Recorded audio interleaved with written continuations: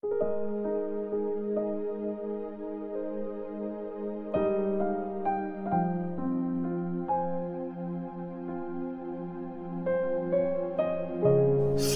145.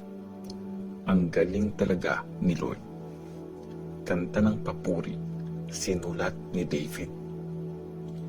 Idideclare ko na magaling ka, aking Diyos at Hari. Magte-thank you ako sa iyo forever and ever. Araw-araw akong magte-thank you sa iyo. Pupurihin kita forever and ever. Dakila si Lord. Dapat talaga siyang purihin. Walang makakaintindi kung gaano siya kagaling. Ang mga ginawa mo, ibibida sa isang generation at sa mga susunod pa. Ang mga ginawa mo nakakabilib, i-declare nila. Iisip-isipin ko ang pambihirang galing mo at kagandahan at ang mga ginawa mong kahanga-hanga. I-declare ng mga tao na grabe ang galing ng mga gawa mo. Dakila ka, ipagyayabang ko yun. Pag-uusapan nila ang umaapaw mong kabutihan at malakas nilang kakantahin na matuwid ka talaga. Mapagmahal si Lord at mawain. Di mabilis magalit, punong-puno ng pag-ibig. Mabuti si Lord sa lahat ng tao. Maawain sa lahat ng create niya. Lord, magpupuri sa iyo lahat ng nilikha mo at magte-thank you lahat ng sumusunod sa iyo. Sasabihin nila kung gaano kaganda ang paghahari mo at ikukwento kung gaano ka ka-powerful para malaman ng lahat ang dakila mong mga gawa. Ang ganda at karangalan ng paghahari mo. Walang katapusan ang pagiging hari mo. Ikaw ang hari sa lahat ng generation. Tapat si Lord sa mga sinabi niya. Kita sa mga gawa niya na maawain siya. Tinutulungan niya lahat ng nahihirapan.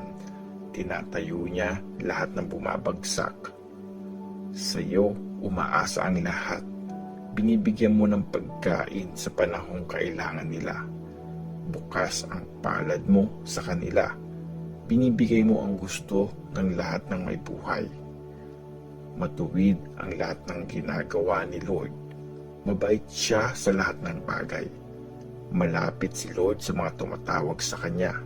Yung tumatawag sa Kanya ng taos puso. Binibigay niya ang gusto ng mga may takot sa Kanya. Pinapakinggan ang hinaing nila at sinisave sila. Lahat ng nagmamahal kay Lord, iniingatan niya, pero wawasakin niya ang lahat ng masasama. Lagi kong pupurihin si Lord, lahat ng nilikha niya, forever na magpuri sa banal niyang pangalan.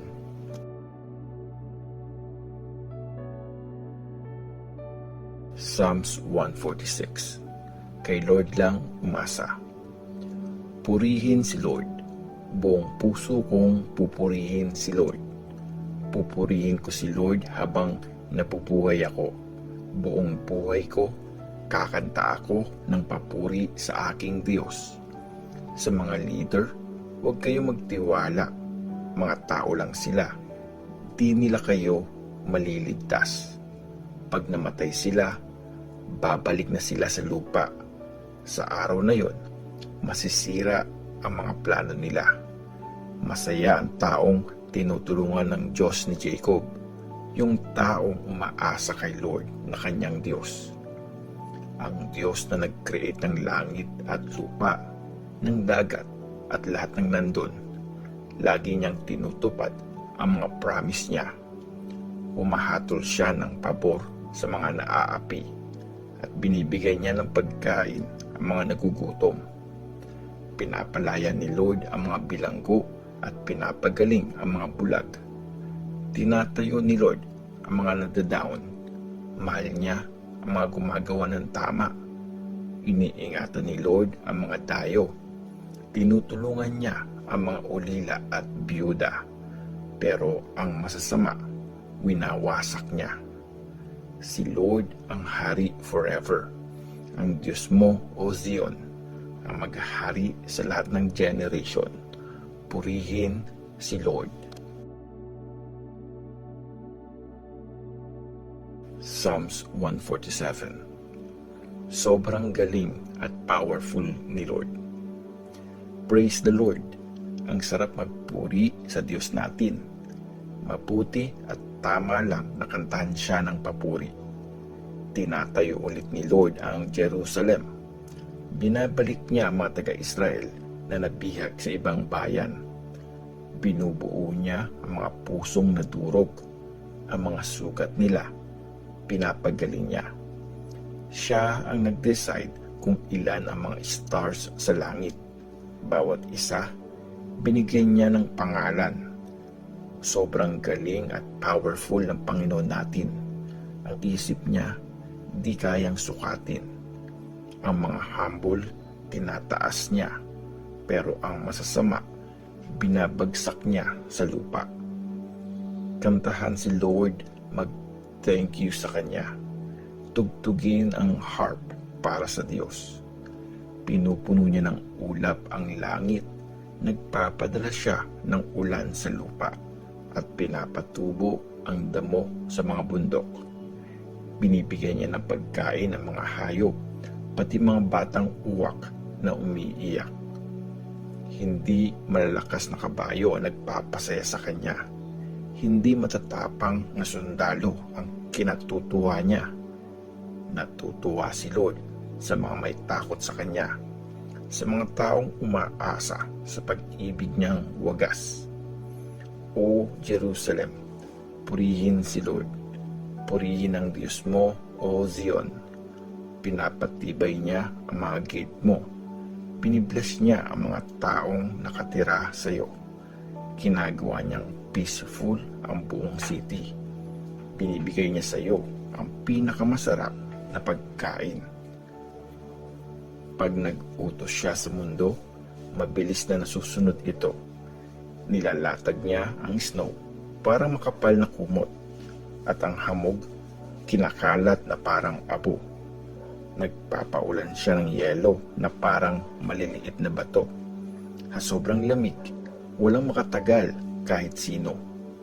Sa isang salita niya, natutunaw ang yelo. Pinapaihip niya ang hangin at umaagos ang tubig.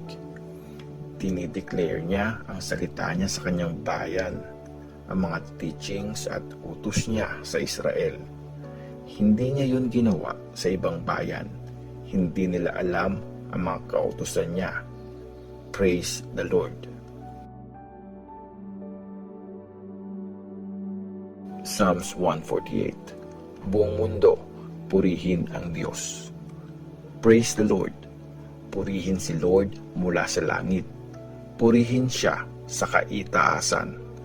Purihin siya lahat ng angels niya. Buong army niya, purihin siya.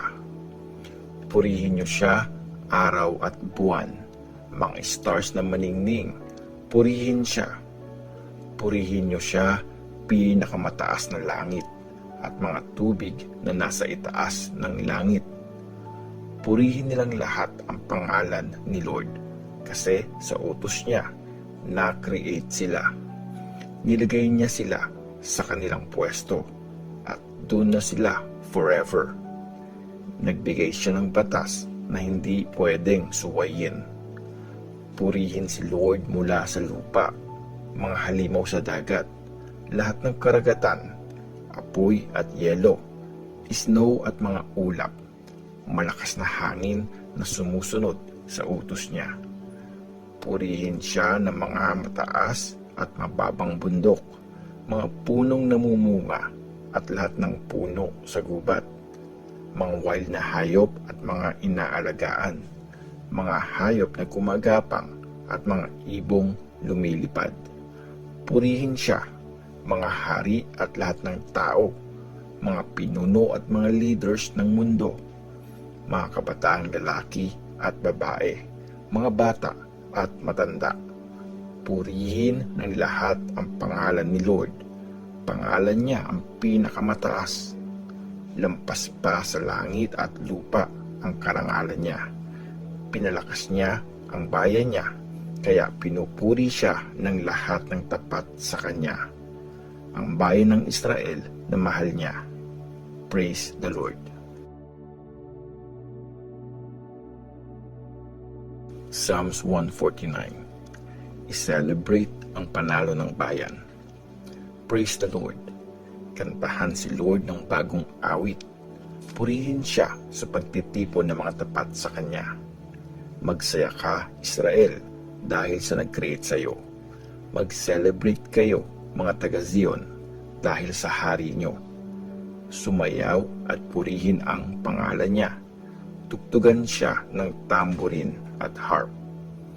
Natutuwa si Lord sa kanyang bayan. Ang mga humble, pinibigyan niya ng tagumpay. Magsaya ang bayan ng Diyos kasi panalo sila. Mag-celebrate sila buong magdamag. Magpuri ng malakas sa Diyos. Hawak ang matatalim na espada para gantihan ang mga kalabang bansa at parusahan ang ibang bayan, para hulihin ang mga hari at leader nila at igapos sa kadenang bakal, para ipataw sa mga bansa ang hatol ng Diyos sa kanila. Ang tagumpay na ito ay para sa bayan niya. Praise the Lord. Psalms 150. Praise the Lord. Praise the Lord. Purihin ang Diyos sa temple niya. Purihin ang lakas niya sa langit. Purihin siya sa mga nakakabilib niyang ginawa. Purihin siya, dakila siya at walang kapantay. Purihin siya sa tunog ng trumpet. Purihin siya, tugtugin ang mga harp at lyre. Purihin siya, sumayaw at tumugtog ng tamborin. Purihin siya sa tunog ng mga harp at mga flute. Purihin siya gamit ang cymbals. Sa malakas na tunog ng cymbals, siya ay papurihan. Lahat ng may buhay, purihin si Lord. Praise the Lord.